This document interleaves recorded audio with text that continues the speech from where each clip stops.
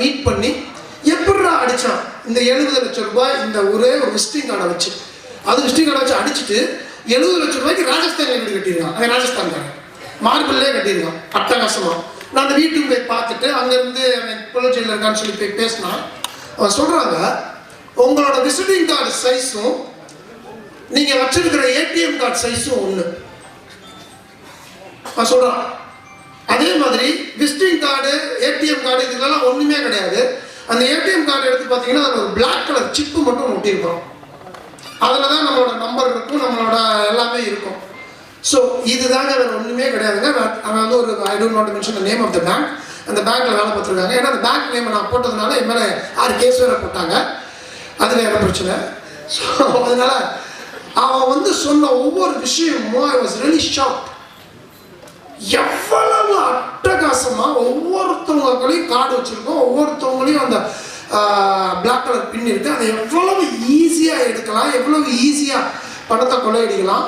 சம்பாதிக்கிறது மட்டும்தான் கஷ்டம், செலவு பண்ணுறது ரொம்ப ஈஸி, அதை திருடுறது அதை விட ஈஸி. ஆனால் அதுக்கு பிரெயின் இருக்கணும். அந்த பிரெயினை அவன் நல்ல விதத்தில் யூஸ் பண்ணியிருந்தானா இந்நேரம் அவன் பெரிய ஆளாக இருந்திருப்பான்.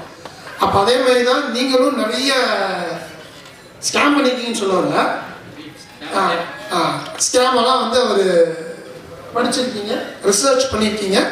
ஸோ அந்த ரிசர்ச் கரெக்டான ரிசர்ச்சாக மக்களுக்கு பிடிச்ச ரிசல்ட்டாக இருந்ததுன்னா டெஃபினட்டாக மக்கள் கொண்டாடுவாங்க. அண்ட் தென் இன்னைக்கு பெரிய படம் சின்ன படம் எதுவுமே கிடையாது.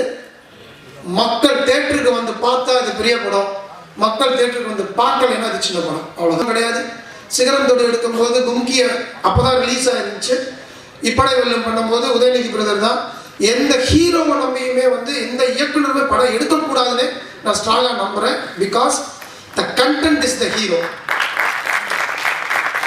அந்த கண்டென்ட்டை நம்பி தான் இன்னைக்கு பாக்யராஜ் சார் இத்தனை வருஷமா இங்கே கிங்காக உட்காந்துருக்காரு. So content never fails. And உங்கள் படம் நான் பார்க்கல, ட்ரெய்லர் பார்த்ததை வச்சு சொல்கிறேன்.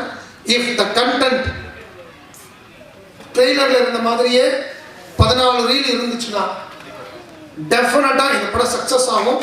நீங்கள் சொல்ல வேண்டிய அவசியமே கிடையாது. மீடியா பீப்புள் நல்ல படத்தை கொண்டாடுறதுக்கு ரெடியாக இருக்கிறாங்க. இங்கே நல்ல படம் நம்ம தான் கொடுக்கறதுக்கு தவறுறோம். ஒவ்வொரு மீடியாவுமே படம் பார்க்க வர்ற ஒவ்வொரு ஆடியன்ஸும் நான் வந்து 2.5 மணி நேரம் என் டயத்தை வேஸ்ட் பண்ணணும்னு வர்றது கிடையாது. படம் எடுக்கிற ஒவ்வொரு ப்ரொடியூசரும் நான் நல்ல படம் எடுக்கணும்னு தான் முயற்சி பண்ணுறோம். படம் பண்ணுற இயக்குனரும் முயற்சி பண்ணுறோம். அதே மாதிரி தான் மீடியா பீப்புளும் அவங்க டயத்தை செலவு பண்ணி 2.5 மணி நேரம் படம் பார்க்க வரும்போது ஒரு படம் நல்லா இருக்கு அப்படின்னா நம்ம சொல்ல வேண்டிய அவசியமே இல்லை. They take it to the scale of the heights அப்படின்னு சொல்லுவேன்.